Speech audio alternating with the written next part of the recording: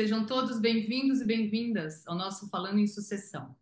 Meu nome é Cíntia e eu estou aqui junto com meus sócios, Ana e Rogério, e vamos realizar juntos hoje o nosso 24º Falando em Sucessão. Antes de começar, eu quero lembrar que a Uni é especializada em sucessão e governança de empresas familiares e somos os únicos no Brasil a integrar, num método próprio e com uma equipe multidisciplinar, os aspectos relacionais familiares e a estruturação jurídica necessária nesses processos. Assim, nós já atendemos mais de 300 famílias por todo o Brasil. E também temos vida acadêmica intensa. A Ana aqui coordena há mais de 10 anos o curso de Family Business da FGV e todos nós da Uni somos professores na graduação e na pós-graduação. Nossa atuação acadêmica também tem alcance internacional. Rogério é professor convidado no mestrado do Baruch College de Nova York e faz parte do grupo de estudos de consultor de Family Business vinculados ao FFI de Nova York. Nosso encontro de hoje, pessoal, terá duração de 1 hora e gostaríamos de pedir a todos que façam suas perguntas pelo chat, pois elas vão ser encaixadas ao longo do nosso bate-papo aqui. Agora, Ana, que tal você apresentar o tema de hoje e a nossa queridíssima convidada, Marcela? Com certeza. Maravilha, grande prazer hoje aqui com esse tema tão especial que todos sabemos que é impactante nas empresas familiares e essa área da psicologia, das emoções, das relações, das dinâmicas familiares influenciando o dia a dia dos processos de sucessão. Antes de apresentar Marcelo, eu queria fazer um recorte aqui, que é o seguinte. O universo das empresas familiares, ele convive com dois conceitos bastante diferentes, bastante distintos. Um dos conceitos é o conceito de família, né? Um conceito que envolve grupos de pessoas que têm laços de parentescos, consanguíneo ou não, e com uma função social que é relacionada à afetividade, à proteção, à sobrevivência, né? Todos nós sabemos, né, o que é a família, onde a gente aprende a ser gente, onde a gente se relaciona com o mundo num primeiro momento da vida e depois por toda a vida. Um outro conceito importante é o conceito de empresa, né, que também é um ambiente social, que também é formado por um grupo de pessoas, mas que tem uma função que é de, poderíamos dizer, produzir coisas, né, sejam produtos ou serviços, e ele busca o desenvolvimento econômico e social. Esses dois conceitos, num ambiente do dia a dia, eles coexistem, mas eles não se encontram. Mas na empresa familiar, esses dois conceitos, esses dois sistemas, esses dois grupos, eles se encontram. Só que esses dois conceitos, eles têm alicerces, eles têm bases, pressupostos básicos que são muito diferentes. Vou dar um exemplo aqui, tá? Numa família, o sistema de poderes, o sistema de poder, ele o pressuposto básico aí é que o sistema de poder ele está relacionado com a autoridade dos mais velhos. É muito normal, não é? Então, pais na hierarquia familiar têm ascendência sobre os filhos. A autoridade ela se dá é, e é respeitada num sistema de idade. Não necessariamente os filhos concordam com os mais velhos, ou não necessariamente os filhos acreditam que aquilo deve ser feito assim, mas os filhos respeitam e aceitam aquela autoridade, aquela hierarquia. No ambiente empresarial, a autoridade, o poder, a hierarquia, ela já está relacionada muito mais a um sistema de responsabilidades e resultados, não necessariamente a idade. E aquilo também é respeitado, ainda que nós eventualmente tenhamos numa estrutura empresarial pessoas mais jovens com autoridade, com poderes maiores do que pessoas mais velhas. E tudo bem, essas coisas acontecem de maneira fluida. Só que quando a gente encontra esses dois sistemas no dia a dia da empresa familiar, muitas vezes esses pressupostos básicos se chocam e causam conflitos ou causam dificuldades do dia a dia, eventualmente algumas distorções, algumas anomalias, e essas muitas vezes essas distorções e anomalias são chamadas de falta de profissionalização na empresa familiar. E a gente sabe que essas coisas, então, têm um fundo relacionado à área da psicologia, à área das emoções, à área das relações familiares que se confrontam com aquilo que é pressuposto básico empresarial. Nesse sentido, e até retomando um pouco do que a Cíntia falou no início, que a Uni tem uma equipe multidisciplinar, a gente busca compreender como que é a influência, então, daquilo que é um pouco mais emocional dentro dos processos de sucessão, dentro dos projetos da Uni. A gente analisa como que se dá a dinâmica das relações familiares e hoje a nossa convidada, que é a Marcela, ela nos auxilia, ela discute, a gente poderia chamar que ela supervisiona diversos projetos da Uni, nos ajudando, nos auxiliando a analisar como se dá então essa influência da psicologia dentro das empresas familiares.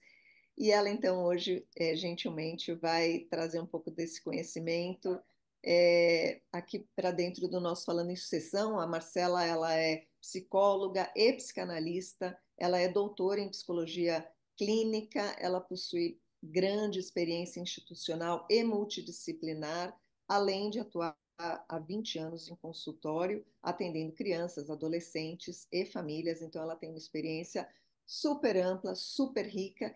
E no afinamento com a Uni, ela tem uma linguagem e uma série de crenças que convergem demais com o nosso estilo e com o nosso método de atuação, o que, no nosso ponto de vista, enriquece demais os nossos projetos. Marcela, então, para a gente começar, eu queria te pedir para contar para a gente o que é família e como se dá a constituição do indivíduo dentro da família. É, e é isso. Vamos começar por aí, depois a gente progride para as relações com a família e com a empresa. Ótimo. Queria começar agradecendo muito esse espaço, é, que no fim tem sido um encontro muito positivo, acho que de troca de todos nós, né? Então, eu estou muito alegre de poder compartilhar com vocês também aqui nesse espaço que a gente está abrindo, além do que a gente já tem, nos nossos encontros.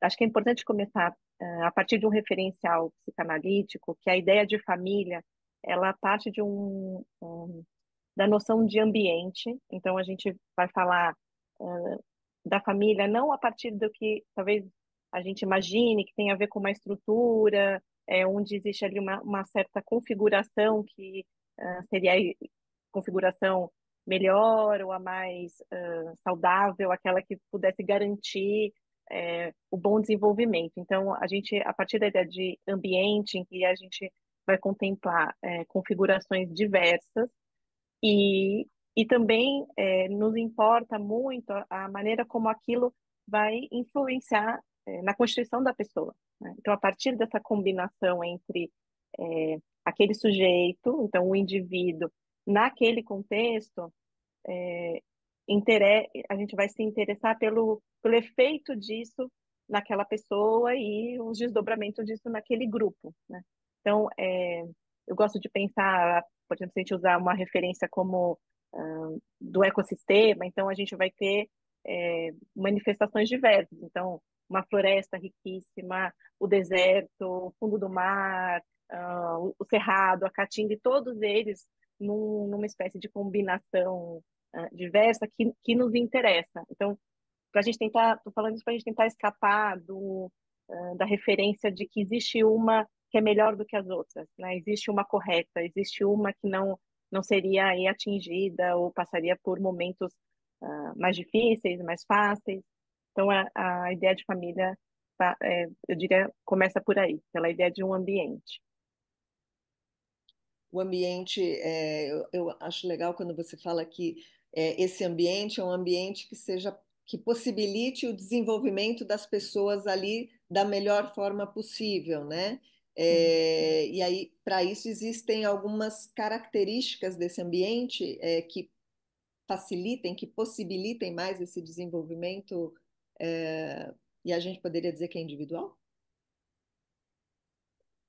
Eu acho que a gente vai, quando a gente está a partir desse referencial da psicanálise, a gente vai buscar sempre a dimensão paradoxal, ambivalente, em que a gente nunca vai ir para as extremidades. Então, é nesse jogo de presença e ausência, daquilo que a gente poderia dizer mais individual ou mais coletivo, e é nessa interface que a gente pensa o que vai se constituindo nesse, nesse jogo das relações. Então, o que eu acho que é importante a gente ter como norteador é que a ideia da ambivalência, que por vezes ela pode parecer um pouco incerta, algo que não se. A gente acaba ficando, às vezes, um pouco mais na esfera nublada, ela tem um exercício de aproximação e distanciamento, né? De figura e fundo. Então, esse exercício de análise constante a partir de perspectivas é, que vão se combinando. Então, é uma busca nesse sentido desses ângulos diversos, da possibilidade, que daí quando a gente volta, talvez, para a dimensão da empresa e da família, a importância da comunicação nessas, nessas trocas.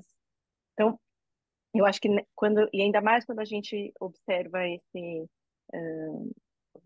essa sobreposição, acho que você começou falando, né, da família e da empresa, é, o circuito do que vai se, como esse tecido, né, desses fios da comunicação, são muito importantes.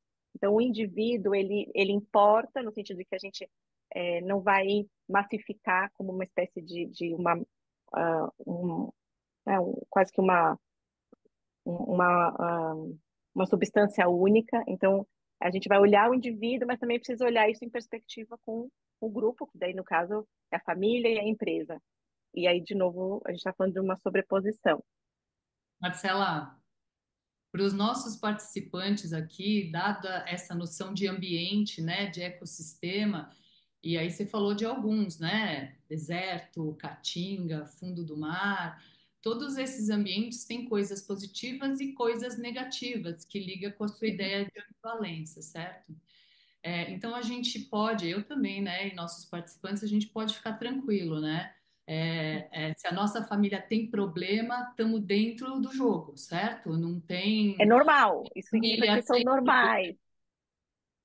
Naquele medo, né, de que isso é o estranho, o anormal, é o esquisito, é justamente o contrário. Então, é na medida que a gente tem ali essa interface do conflito, daquilo que não está dado, não está garantido, não está também na gerência do controle, né?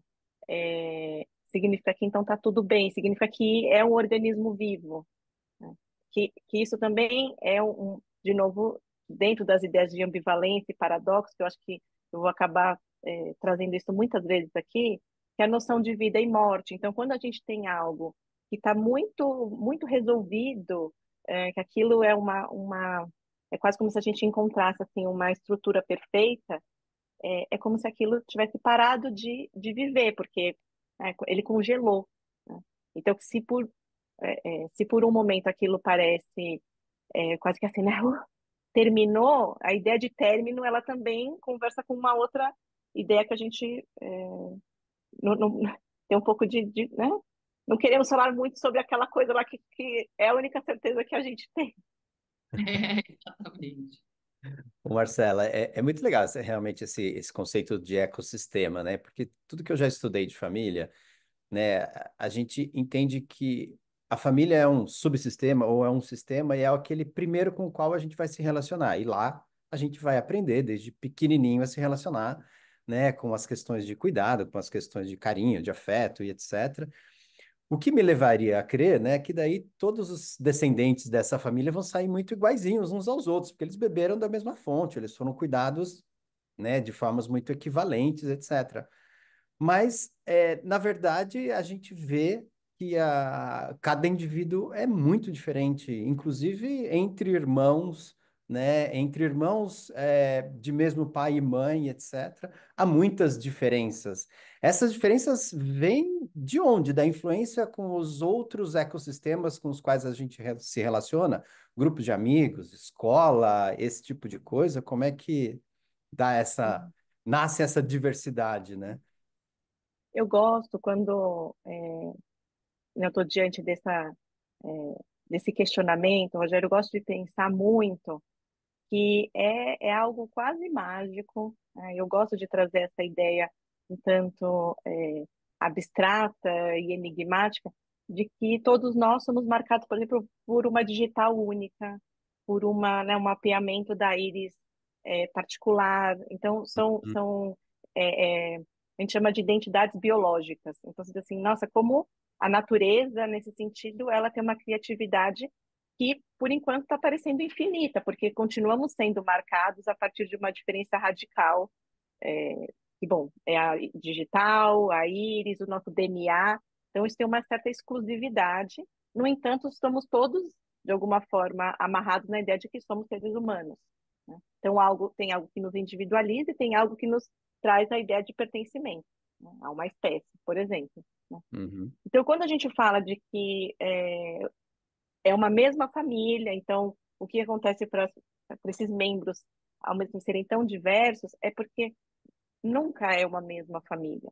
Por mais que num plano um pouco mais objetivo a gente esteja falando às vezes, das mesmas figuras parentais, da mesma casa, ou enfim, da mesma história, nunca é a mesma história, porque na medida que a gente recebe algo do ambiente, a gente também traz aí algumas marcas que a Uhum. ideia do instinto não nos serve, porque no fundo a gente é bastante, do ponto de vista dos nossos registros biológicos, o humano ele nasce bem precário, assim, sozinho ele não tem nenhuma chance de sobrevivência, né? Então, do ponto de vista instintivo, a gente vem com um repertório ali muito insuficiente para dar conta do que a gente vai precisar realmente desenvolver. Mas a gente talvez já seja marcado por temperamento, né? Então, é um pouco quando você chega lá na maternidade e olha os bebezinhos, né? Vai ter um que está mais acordado, tem um que está mais inquieto, tem um que dorme muito, tem um que, né, que é mais fácil o manejo, o outro demanda mais. De novo, aí não é algo sobre ser melhor ou pior, é sobre realmente isso que vai no enlace com esse cuidador, que é uma mãe que não, e um pai, ou enfim, quem tiver por ali, mas que nunca é o mesmo. Uhum. Então, a partir dessa referência, que é uma referência radical, eu acho que a gente então abre para observar realmente o que é de cada um. Marcela, a partir dessa pergunta do Roger, de que as pessoas, né, têm essa influência e bebem da mesma fonte, mas acabam se tornando diferentes, eu me lembrei de uma conversa que nós já tivemos numa discussão de casos sobre expectativa e desejo. E queria que você comentasse isso, expectativa no sentido de que quando uma pessoa nasce dentro de uma família empresária, é, aparentemente já existem muitas expectativas sobre o que vai ser e o que não vai ser daquele indivíduo. Uhum, E ao mesmo tempo, o quanto que o desejo de cada um é, é verdadeiro, né? O quanto que cada pessoa que faz parte de uma família empresária realmente quer participar ou fazer parte daquilo ou não, e o quanto que ela tem escolha, livre-arbítrio, ou não, nasceu dentro daquela família e aquilo tudo que foi planejado para ela vai ter que se concretizar, né? Então, eu queria que você falasse um pouco sobre expectativas, desejos e o indivíduo dentro desse contexto da família empresária. a gente pode dizer que, sendo uma família empresária ou não, aquilo que vai nos marcando no nosso nascimento, ele se dá ele é anterior a isso. Então, de alguma forma, a gente já foi pensado como um bebê, como um projeto, ou mesmo como uma negativa, né? Então, ali algo que seja da ordem do não foi planejado, foi de surpresa. Então, é como se a nossa vida já existisse antes mesmo da gente ter efetivamente se feito presente, né? Então, acho que isso é muito importante para resgatar essa ideia da expectativa, como ela pertence tanto a um campo um pouco mais acessível para a gente, então aquilo que a gente consegue legitimamente reconhecer do tipo, quero muito que meus filhos estejam comigo, que trabalhem, que façam, que tenham esse ou aquele perfil, e uma série de outros aspectos que eles são da ordem de algo que a gente também não tem tanto acesso, que a gente poderia chamar um pouco mais inconsciente, né? E que por vezes isso também está na ordem de elementos que muitas vezes nem a gente mesmo gostaria de sentir ou de querer, né? Então, às vezes, quando a gente está com famílias, a gente escuta uma certa dualidade ali do discurso, que é assim, não, eu quero que eles sejam livres, que façam o que acharem que for trazer mais felicidade, que for mais interessante, mas seria muito bom se viessem trabalhar comigo, né? Então tem ali uma espécie de é, é, mensagem dupla, né? Que para aquele sujeito que vai ter que de algum jeito decodificar as mensagens que no fundo tem a ver com pertencimento, lógicas de amor, de afeto e também de busca de autonomia, são super entremeadas assim de dúvidas, conflitos. Então é, eu acho que isso também, quando a gente pensa na dimensão do desejo, né, e daí ele poderia pensar que habita cada um de nós, do ponto de vista da psicanálise, o desejo tem a ver com a ideia de que a gente não está pronto, né, que a gente não está completo. Então, é, a gente vai buscando algo que a gente ainda não tem, seja o que for, né, é, e que é o que vai nos dando o porquê que a gente acorda, né, por que que a gente vai porque a gente vai fazer o que a gente faz, né? Então tem a ver com a ideia de que eu preciso alcançar aquilo, eu preciso conquistar aquilo é, para me sentir inteiro, né? E a lógica do desejo tem a ver também assim, bom, na hora que eu consigo, abre um novo desejo. E isso é o circuito vitalizante. Então, se a gente pensar aí nessa combinação também do que você falou, né, Ana? Assim, quando a gente tem, por exemplo, uma família que tem um caráter muito impositivo, né? E isso, obviamente, com uma intenção é, eu digo assim, ou de sobrevivência, ou de proteção, ou de realmente se manter unido para que as coisas avancem, ela também pode estar ofuscando a possibilidade do Isso filho, da é uma coisa que filha, a gente, na nossa prática, sente muito. né? As Ele pode famílias estar empresárias acabam sendo muito dominantes e nesse espírito ela de vai proteção e criando união. obstáculos, né, nesse processo que é de desenvolvimento, que pode realmente aí a gente reconhecer um conflito muito grande para todos os envolvidos, porque acho que é importante também trazer como referência que todos os envolvidos são atingidos pelos aspectos, vamos dizer assim, positivos dessa experiência como negativos.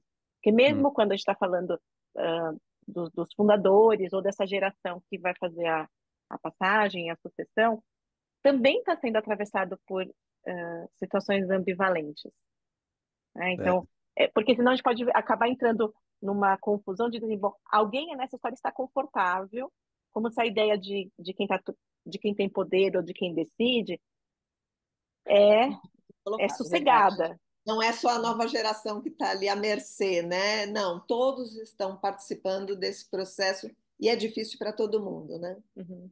Então, o desejo, ele também, eu estou também destacando isso, porque o desejo, ele está presente em todos. Se as coisas estiverem bem, o campo do desejo, ele está sempre sendo renovado, né? Então, como é que a gente combina os desejos, né? Como é que o meu desejo combina com o seu, para também a gente não se atrapalhar muito? Eu diria assim, é o enigma das relações, o enigma da vida. né? Essas Porque são. também eu não posso chegar e colocar assim, eu quero meu desejo, né? Ele está aqui. Se você Uhum. tiver as respostas todas para as nossas perguntas hoje, Marcela, você devia ganhar, né, as perguntas do milhão, né? Assim, porque realmente são enigmas, né? Eu sempre fui muito impactado por uma frase muito simples, né? Que um dia eu li, era assim: Poxa, se é dado que a gente sabe que todo mundo é diferente, que cada um tem sua, vou usar a sua expressão que eu gostei muito, cada um tem sua identidade biológica, somos todos diferentes, ponto. Todo mundo sabe disso. E por que que a gente estranha tanto as diferenças, né? Por que que a gente rivaliza tanto? Por que que a gente tem, né, disputas, conflitos, segmentações, processos seletivos? Por que que a gente não é, né, tão inclusivo? Mas eu queria pegar o gancho dessa questão das expectativas de pais e desejos, né, de filhos, etc. Quando a gente vai buscar e tenta, né, cada indivíduo entender os seus desejos, compreender, elaborar seus desejos, começam se escancararem as diferenças, né? E na minha visão, existe sempre uma tendência das famílias buscarem, ou dos pais, provavelmente, buscarem uma certa padronização, buscarem uma uniformização, buscarem uma convenção, buscarem todo mundo serem muito parecidos uns com os outros, e daí tem todas aquelas questões, né, de rótulo, de comparações, etc. E aí tem uma pergunta bacana do Fernando, se essas diferenças estão aí, né, de comportamentos, até de desejo e tal, como é que a gente convive, né, de uma maneira harmônica? Porque tem um mote, né, por trás do sistema família, que é a harmonia, que é o entendimento e tal, Uhum. mas as diferenças estão aí para atrapalhar, né, essas Uhum. questões, ou para ajudar. Eu acho que eu puxaria um gancho disso, Rogério, que é assim, é claro que assim, as ideias de assim, sempre, todo mundo, né, elas são sempre um pouco assim, ruidosas, porque a ideia de generalizar, ela sempre vai carregando essas falhas, mas É, a gente pode dizer que a gente tem uma fortíssima tendência que nos momentos onde as coisas começam a se craquelar, então acho que eu estou entendendo que a ideia de que em que momento que as diferenças elas vão quase que assim encaminhando para uma direção de distúrbio, de conflito, de mal-estar, Dificuldade, de, né? de é, alguma coisa que então Sofrimento. começa a complicar, eu vou, né, colocar entre aspas, quase que sempre o que a gente tende a fazer é retornar ao padrão daquilo que a gente imagina que deve se fazer, né? E aí a gente entra naquilo que a gente vai falando de um circuito que vai ficando em si mesmado, porque a gente vai buscando, é, a gente vai fazendo as mesmas perguntas e encontrando as mesmas respostas e não vai conseguindo quebrar essa, é. essa dinâmica, né? E o que a gente tem de muito radical também na ideia de indivíduo, de sujeito, é que a gente não, nós somos seres relacionais. Então, por mais que de vez em quando a gente sustente a ideia de individualidade, de autoconhecimento, de autonomia, nós somos seres coletivos. Então, é a partir também da experiência, da troca, e aí eu quero frisar a ideia de nesse momento que a diferença, né, ela se faz ainda mais presente, porque na, nesse A jogo com o interação, outro, né? é na interação que É, algo em nós pode se reposicionar, não porque a gente vai fazer igual ao outro, como uma espécie de imitação, não é isso, mas é como se aquilo fosse iluminar uma dimensão que a gente não sabia até então, né? Então, quando a gente fala, por exemplo, de uma Comparação dos diferentes é que faz a gente reconhecer como é que a gente é. É isso? exato, e poder incorporar, agregar, ou pelo menos ser atravessado por outras possibilidades diante daquilo que a gente está ali batendo cabeça, né? Então, se a gente está numa situação, puxando de novo para uma situação da empresa familiar, por exemplo, a tendência é que aquilo vá se enrijecendo dentro daquele padrão que é o conhecido daquele ecossistema, né? Daquele grupo. Então, uhum, a presença do externo, então de um agente externo que de alguma forma ou pode atuar como mediador ou como alguém que vem trazer mensagens do outro lado do oceano, né? Tem um papel fundamental, porque é ele que vai, de alguma maneira, entrar com um elemento que faz um giro daquele que está, então, como um modelo aprisionador. Então, a ideia do Podemos dizer, conflito, Marcela, que os cônjuges muitas vezes podem fazer essa função de agente externo? sim. E aí, de novo, a gente vai falar da ideia do paradoxo da ambivalência, né? Então, eles podem vir como é, agentes que podem, de novo, colocar essa família diante de circuitos de abertura ou também de muita ameaça, dependendo de como esse núcleo, né? Então, aí a gente tem que olhar mesmo caso a caso. Então, como que essa família vai se relacionar com a chegada desses novos elementos? É como agregadores, como intrusos? Isso realmente é caso a caso, é muito singular de cada família. Nossa, Ana, Marcela, esse tema, só vou anotar aqui, viu, Ana? Esse tema de cônjuges dá um falando em sucessão Dá um inteiro, hein? caldo aí, né? vamos fazer um só sobre eles, É pessoal. só sobre cônjuges, é. É, É, mas, assim, Marcela, eu sei que você está querendo falar, mas eu só quero é, pontuar uma coisa que eu acho que é uma fala da Marcela, que a gente sabe, que é uma fala bem legal dela, que a gente, como consultores e na nossa prática, a gente tem um pouco esse olhar assim do que na família ajuda, poderíamos chamar de saudável, né? O que na família ajuda a desenvolver esses indivíduos e o que ajuda a se relacionar com a empresa, né, em termos de cultura familiar.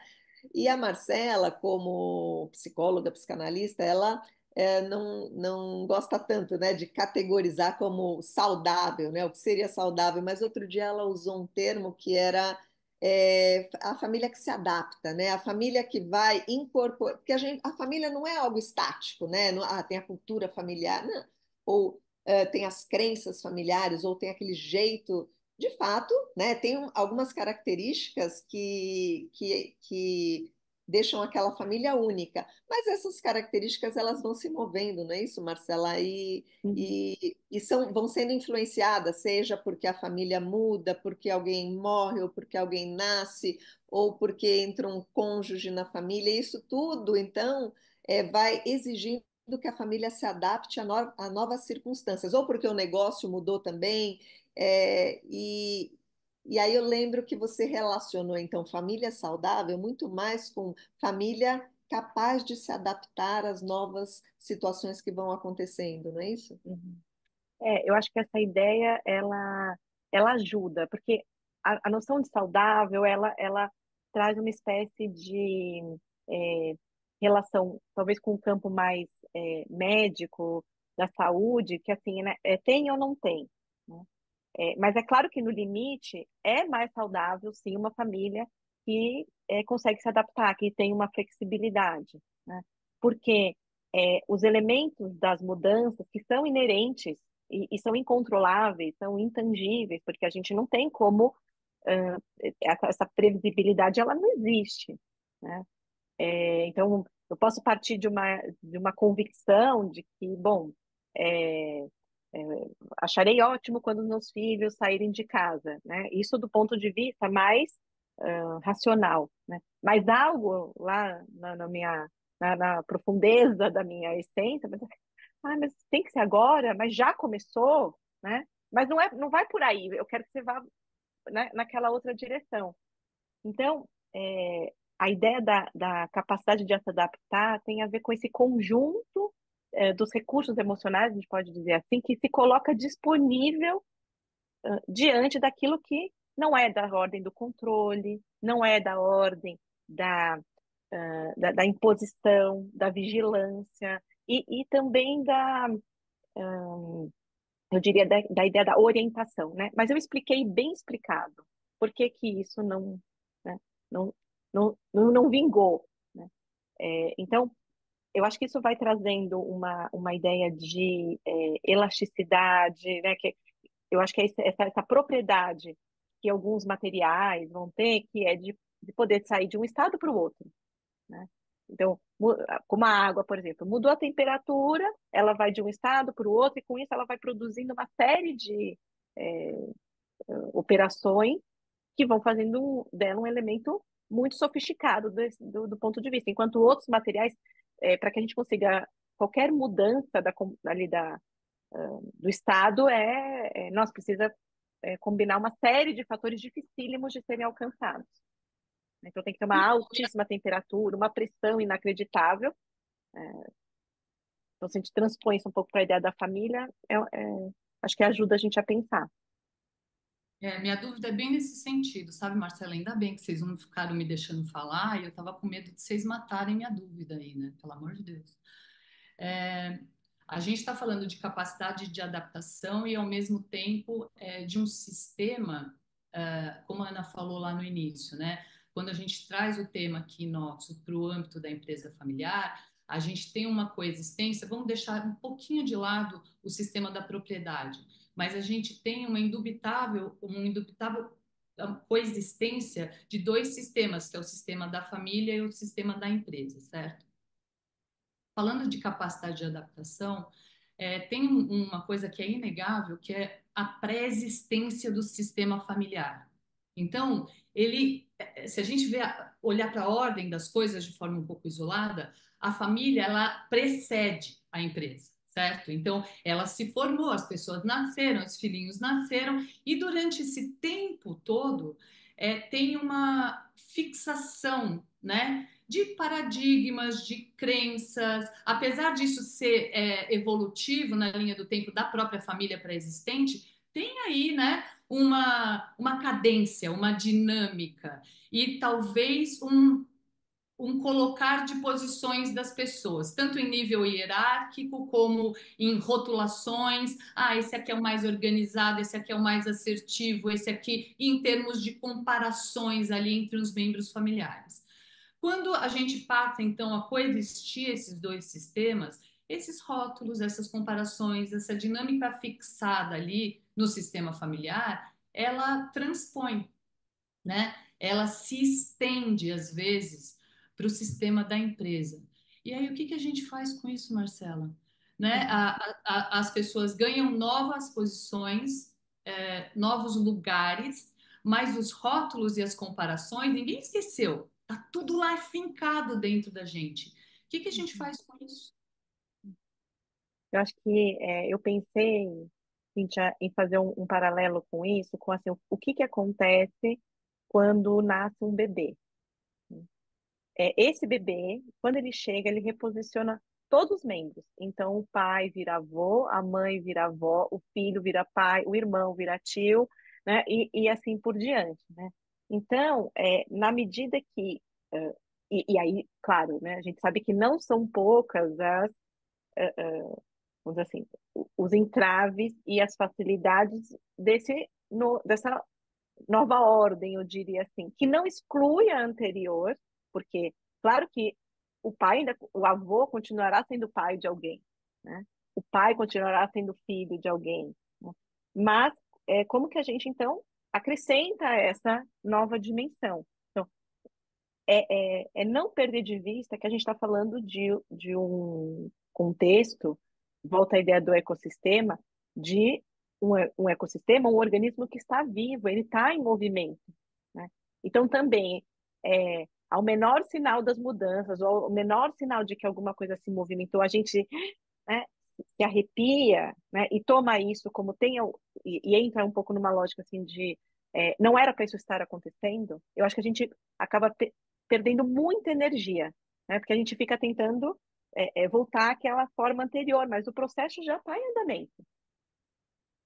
Então, não sei se isso vai dando aí pistas, de novo, porque a gente não vai conseguir uma resposta eficiente para o conjunto tão variado de possibilidades de cada Uhum. história.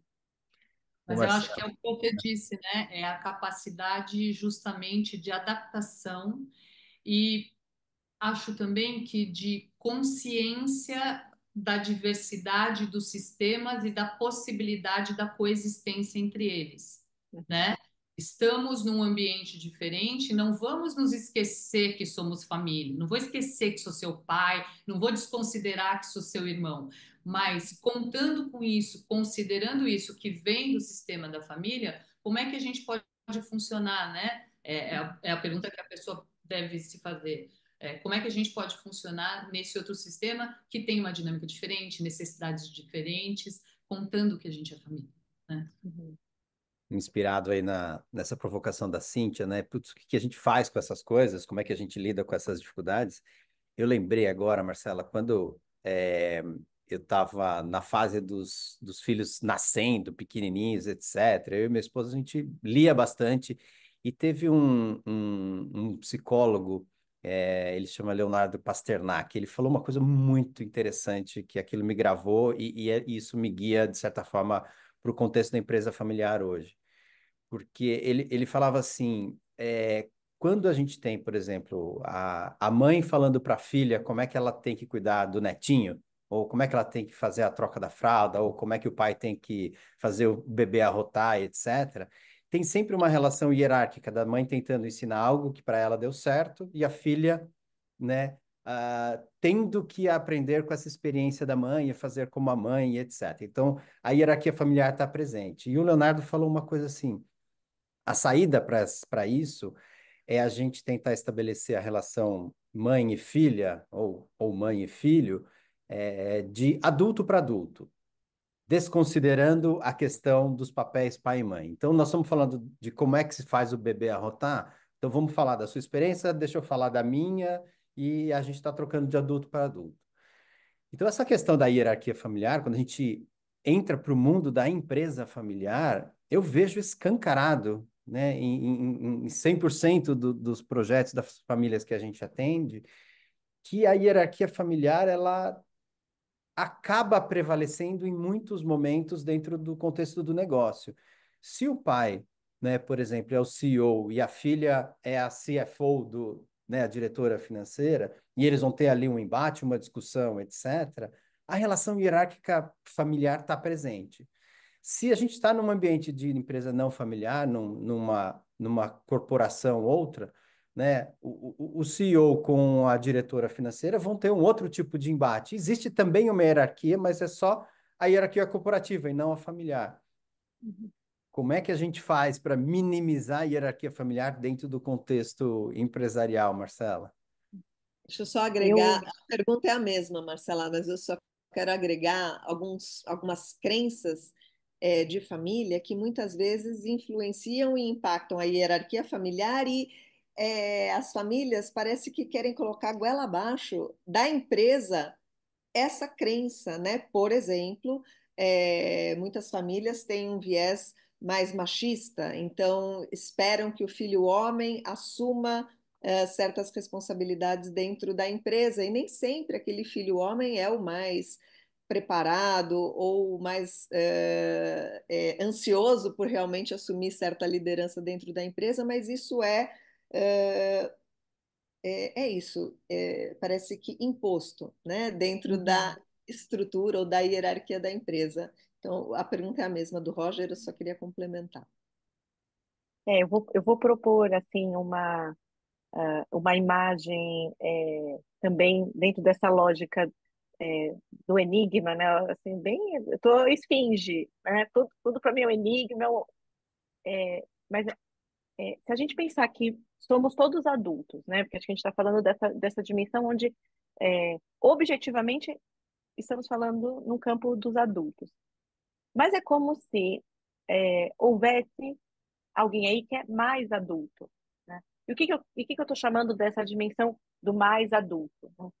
É alguém que, por reconhecer, né, é, é, nesse jogo entre espaço e tempo, da relação do outro, ele suporta se colocar, mas também se retirar. Então, acho que a gente tem que falar da ideia assim, da presença e da ausência, porque senão, eu acho que a gente acaba caindo num circuito que a gente vai chamar muito narcísico, em que, e aí de novo, né, dentro da hierarquia, então quem teoricamente ocupa o lugar de sucessor, é, ele vai querer que a pessoa que está vindo, filho, sobrinho, enfim, quem quer que seja, pegue exatamente do ponto onde está, né? Mesmo que às vezes diga nesse plano, não, eu entendo que ele vai ter o tempo, ele está começando, mas a cobrança velada ou a expectativa velada é de que a pessoa já entre da mesma forma que até então ele ocupava, né? Replicando tal qual aquilo que ficou instituído como crença e paradigma, né? Então, eu estou chamando isso da dimensão do ser mais adulto, é poder reconhecer que é a vez do outro também de aprender. Então, portanto, a gente tem que dar uma certa, tem que dar uma afastada. Eu não, claro que isso inclui alguma dimensão do erro. É preciso também deixar o outro errar. Mas quando a gente também fala em negócios, isso também pode ter pode estar ao quadrado, porque você fala assim, bom, mas eu vou deixar errar quanto, né? Quanto isso vai me custar? O que que isso vai causar dentro dessa estrutura que também está sobre a ideia de lucro, sucesso, nesse sentido, a gente não pode ficar decepcionando muito, por exemplo, os clientes, né? Então, essa brincadeira já é uma brincadeira mais séria, Uhum. Marcela, você entende? está dizendo então que os mais velhos precisam ser mais adultos, é isso? Mais É, maduros? É, mais maduros. se espera que os mais velhos sejam mais maduros, tenham mais Que eles recursos consigam. emocionais para lidar com todo o processo. Sim, porque a gente vai falar de uma função, talvez a gente até fale pouco disso, até porque acho que a gente está enfim, né, acho que o Ocidente ele é muito marcado por essa eu diria assim, visão muito equivocada sobre a transmissão, sobre o papel dos mais velhos, da ancestralidade. Então, isso eu acho que vai entrando em circuitos de também desconsiderar radicalmente, porque é claro que os mais velhos têm que ser mais maduros, supostamente, mas aos mais novos, que também não são mais crianças, também cabe a eles um cuidado em relação a esse que se posiciona, né? É. Só para também não colocar toda a responsabilidade no mais velho, né? Mas, A gente na nossa prática muitas vezes fala justo o contrário, né, Cintia e Roger? A gente costuma dizer que a nova geração, a gente enxerga que tem mais condições de se desenvolver emocionalmente para poder lidar com todas as ambiguidades que surgem no processo e, portanto, muitas vezes os filhos sentem um pouco de raiva dos pais, né? Do tipo, poxa vida, ele construiu tudo isso aqui, agora ele mesmo não quer largar o osso, não quer que a gente se envolva. Isso é o que vai fazer com que possibilite a continuidade. Então, os filhos ficam meio raivosos de não enxergarem esse ser mais adulto dos pais, né? uhum. Mas E, A gente atribui também a eles essa responsabilidade de compreender tudo isso, lidar com tudo isso e ir desviando, né? uhum, mas a gente também acho que crê nisso, né, Ana? Quando a gente está falando do processo de sucessão, né? Então, é um momento muito delicado, vê se você concorda, Marcela, para a geração mais adulta, como a gente está falando aqui, para a atual geração, né? Diante da possibilidade de finitude, da diminuição de contribuição, do questionamento, né, do seu momento de vida. E a gente crê, então, que é injusto, né? Além de todo esse momento que está passando, além de ter que pensar na sucessão, que também é uma transferência, né? Que pensando numa continuidade, talvez da qual ele não faça parte. Então, além de tudo, ainda tem que puxar o carro da sucessão e ser o mais compreensivo, e ser o mais adulto. Então, a gente uhum, sempre se questiona isso e coloca um pouco mais no colo da geração nova uma necessidade de compreensão desse momento, né? O que você uhum. acha? Eu acho que a gente pode contemplar essas ideias, porque elas são complementares, né? Porque eu acho que também, se a gente toma, enfim, a figura do sucessor extremamente dentro dessa ideia da finitude, a gente quase assim, encalacra a pessoa num lugar assustador, ou enfim, coberto de coisas que, no fundo, a gente tem extrema dificuldade de se haver. Então, nesse processo, que eu acho que é também de revisitar, reinscrever os seus pontos de presença, de pertencimento, né? Então, quando eu falo que acho que tem também um papel da geração um pouco mais nova, é, é, é reconhecer que todos ali estão buscando novas adaptações, novos lugares, né? Então, é, papel de, eu diria assim que tem uma certa responsabilidade de todos os envolvidos, né? Tem para a medicina isso é nomeado como reflexos inatos. Então, o bebezinho, assim que ele nasce, ele vem com, eu brinco, né, um poder que é se você coloca o seu dedo na mãozinha dele, o bebê agarra, né? E isso cria imediatamente uma série assim, ai, segurou em mim, né? A gente, quando está ali diante daquela coisinha, a gente é tomado por um chamado de que assim, ele quer ficar comigo, né? E eu brinco que isso já é uma certa programação da natureza, de dizer assim, tudo bem, eu sou super dependente, eu sozinho não consigo nada, né? Mas eu venho com uma espécie de enlace ao outro, eu vou me fazer interessante para o outro querer ficar comigo, porque eu não sou fácil. Eu vou chorar, eu vou espernear, eu sou complicadinho, né? Vai ter que me levar para cima e para baixo. Tá? Na hora que eu grudo o dedinho, né, eu crio esse enlace. Então, eu gosto da ideia de que todo mundo que está envolvido é responsável por cuidar desses processos, né? Muito legal. Porque senão a gente acaba desistindo, né, de que todos estão, de alguma forma, sendo transformados.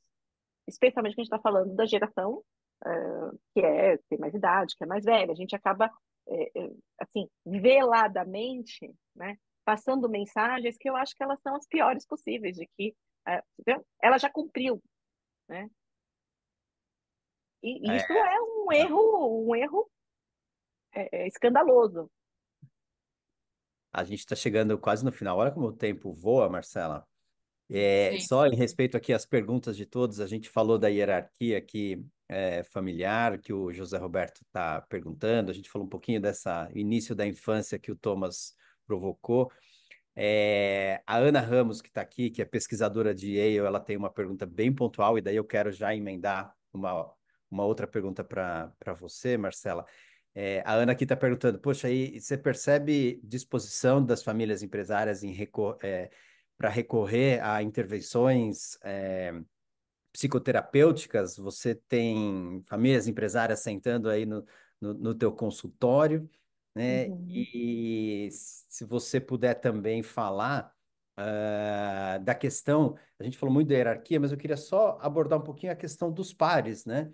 A gente, nos nossos trabalhos, faz uma ênfase muito grande em reforçar a relação de confiança entre os irmãos, o vínculo e etc., para que eles não dependam tanto da intervenção hierárquica de pais e mães, até porque esses irmãos serão sócios futuramente e eles não vão ter mais essas interferências, não vão ter esses mediadores clássicos que são pai e mãe, né?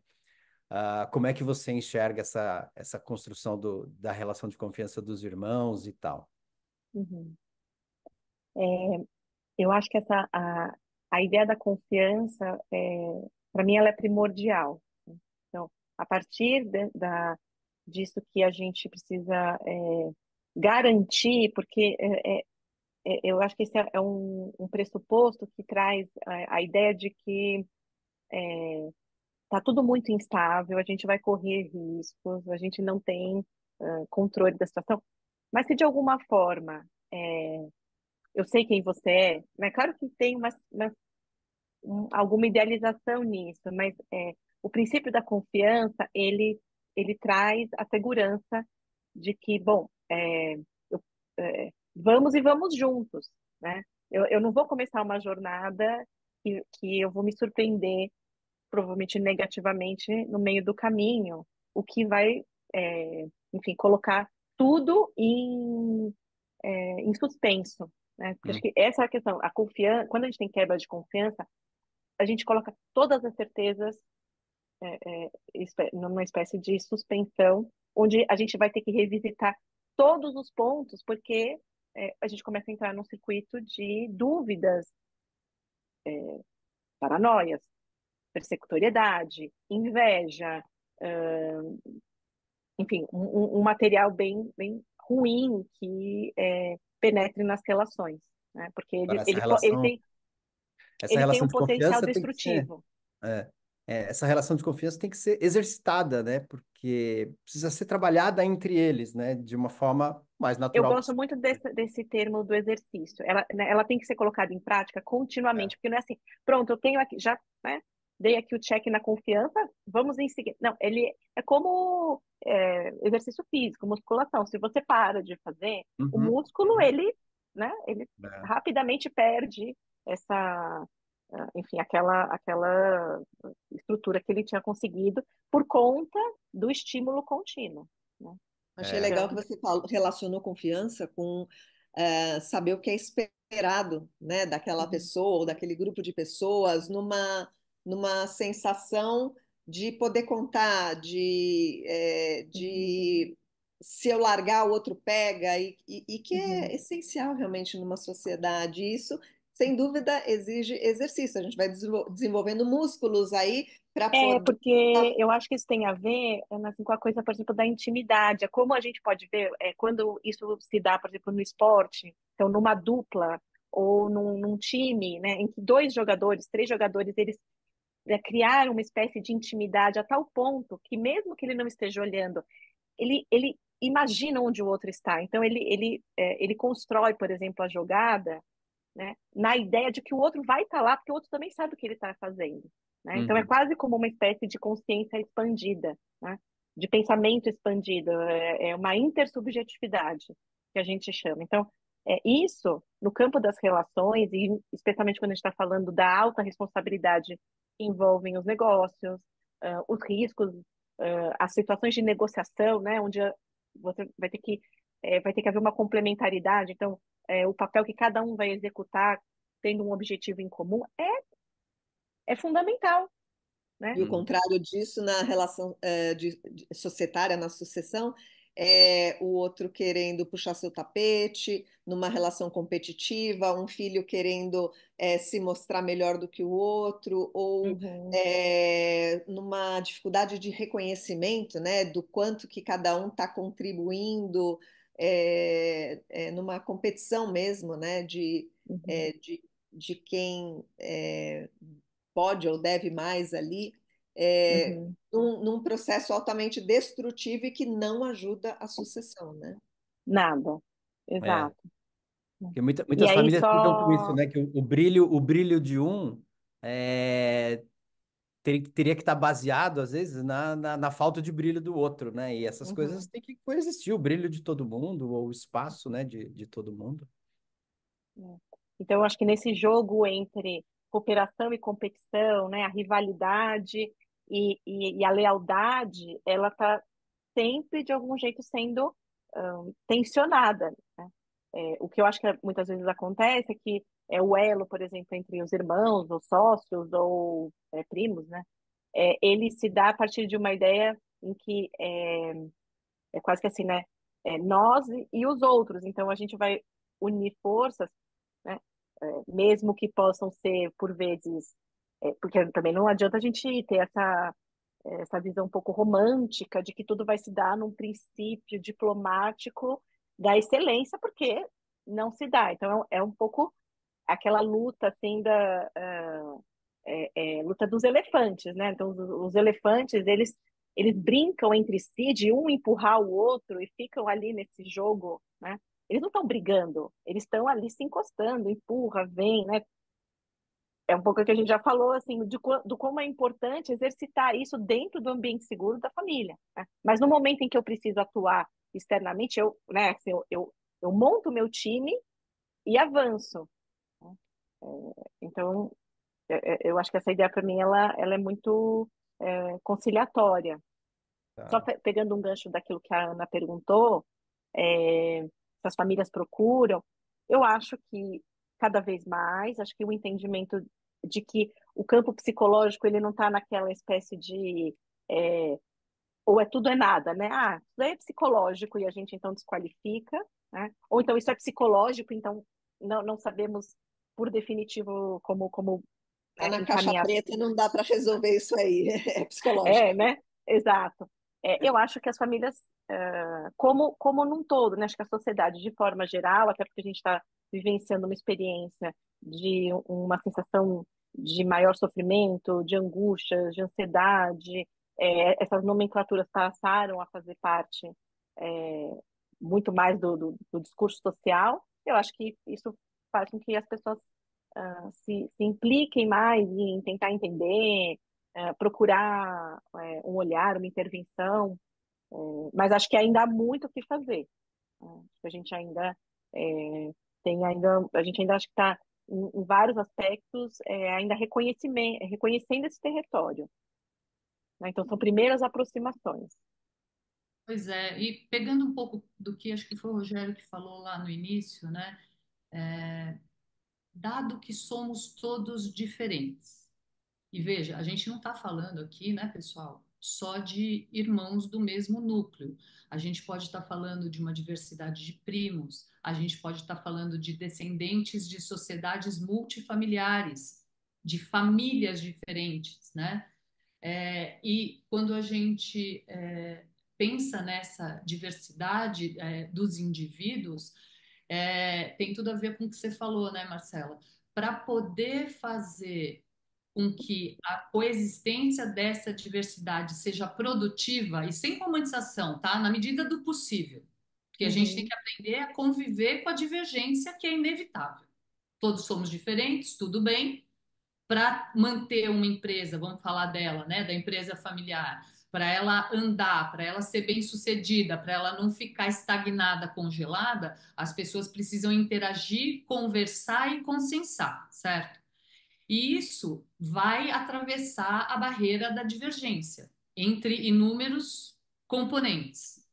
O que fazer com isso, né? E o que você está uhum, dizendo é que isso depende de um exercício constante de convivência diante da divergência.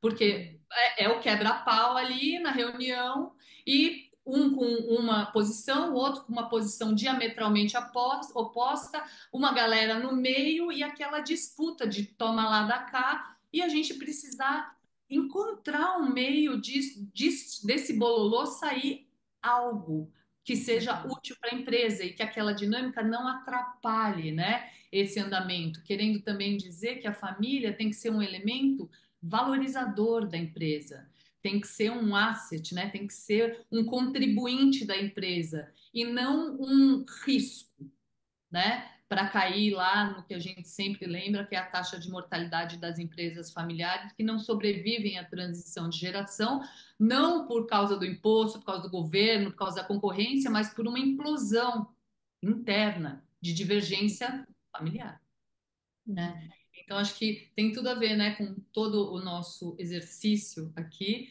e também dispara a importância das questões psicológicas, que eu gostei o que você e a Ana falaram agora, né? Ah, não, isso aí é psicológico, como se fosse nada. Então, não tem nada o que fazer com isso, deixa isso para lá, vamos para as questões objetivas. Sim, senhor, mas as questões objetivas geralmente estão intrinsecamente ligadas às questões emocionais, é ou não é? Vamos montar um conselho. Monta o conselho, tá tudo resolvido, né? Uhum. É, vamos objetivar as questões aqui, pessoal. Vamos fazer a pauta e aí É. só vamos discutir os assuntos. Não quero saber de nada emocional aqui. Sim, mas a emoção está em todos os assuntos, buzinando e às vezes guiando todas as falas e os posicionamentos, né? Gerando conflito. Eu acho que isso vai sendo entendido, assim, é como um material que ele não desaparece.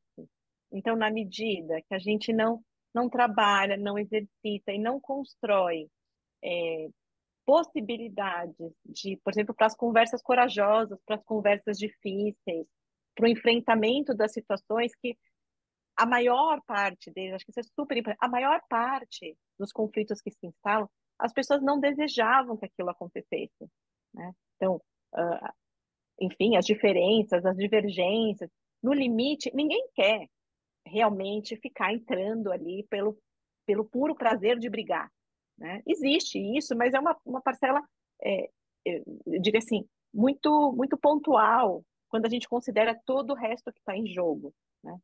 Mas isso não, então assim, a vontade de que as coisas deem certo é muito legítima, mas é preciso que isso se transforme num movimento de ir atrás, de buscar ferramentas, estratégias para conseguir sustentar essa travessia, né?